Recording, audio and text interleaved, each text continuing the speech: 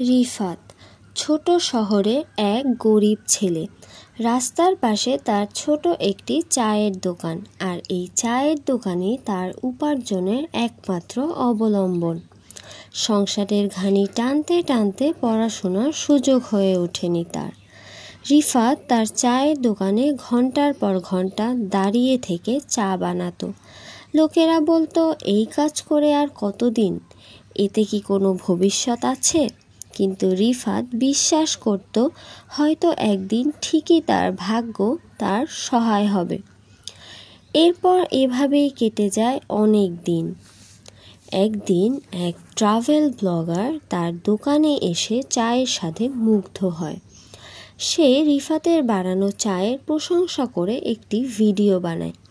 রাতারাতি সেই video viral হয়ে যায়। লোকজন তার দোকানে ভিড় করতে শুরু করে।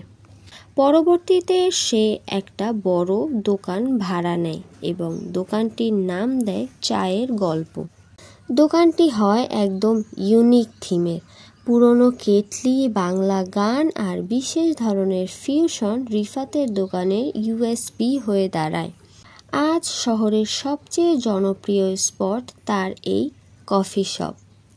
এই গল্প থেকে আমরা শিখলাম, স্বপ্নের দাম পয়সায় হয় না, হয় ধৈর্য, সাহস আর এক কাপ গরম চায়ের স্বাদ পেতে আমরা ঠিক যতটুকু অপেক্ষা করি সেই অপেক্ষায়।